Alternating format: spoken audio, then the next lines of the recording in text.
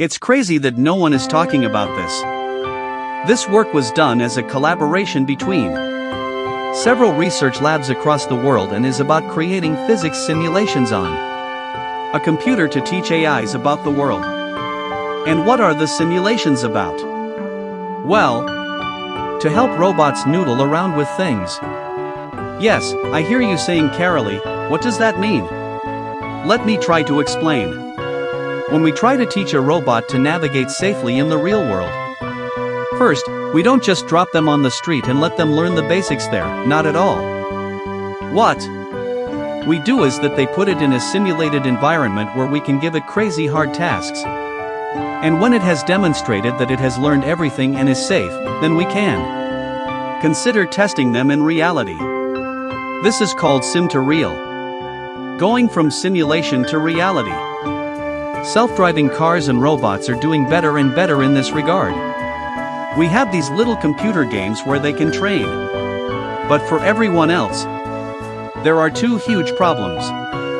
Problem number one. For robots that are not driving but moving objects around, they keep on touching things, they don't have a really good game to play yet. But wait, is grasping that hard? Well, for us, it is not hard at all. By the time we are small children, this is more or less child's play for us. But for robots? Yes. It is incredibly hard. Look. If it grasps too lightly, this happens, and if it grasps too hard, the results are quite predictable. It has to do everything with just the right amount of force. And that needs tons and tons of learning, and tons of training data. So, for these robots that have tactile sensors, this fantastic new paper contains a video game for virtual robots to play in, but it gets better. In this game, they are meant to touch things and based on how they feel, follow their surfaces. Open a box, move an object and so on. But unfortunately we are still not ready to solve this grasping task because we have one more huge problem. Dear fellow scholars, this is 2-minute papers with Dr. Carolee Zellneifer. So what is problem number 2? It is the sim to real gap. A simulation is great. However, reality is not like a video game. You can try to simulate everything down to the tiniest detail, but when entering the real world, plans go wrong all the time.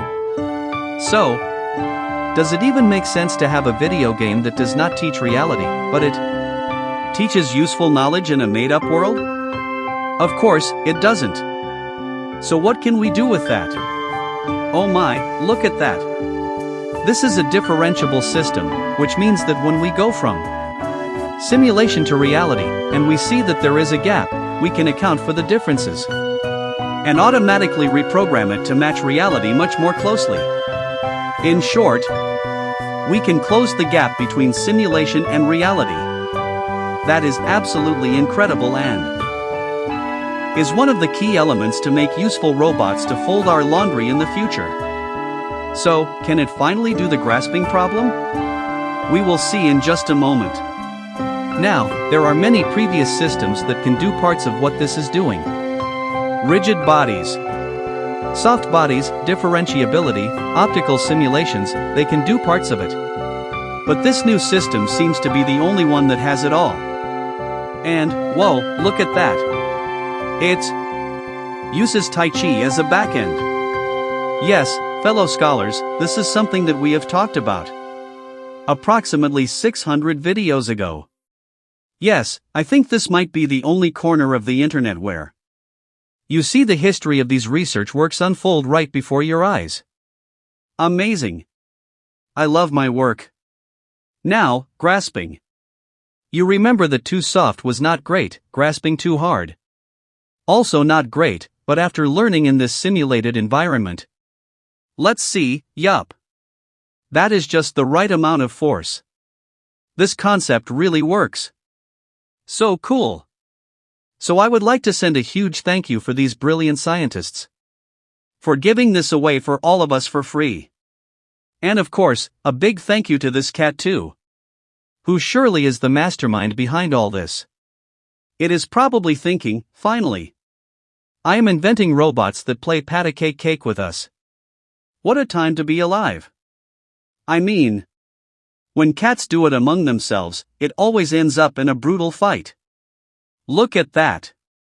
And I hear so few people talking about this, it's crazy, and this is why 2-minute papers exists. Not to create videos that are 2 minutes long. I have clearly failed mightily at that. It exists to talk about amazing research papers and amazing human achievements that very few people, if anyone, is talking about. Subscribe and hit the bell icon if you wish to hear more. And what would you fellow scholars use this for? Let me know in the comments below.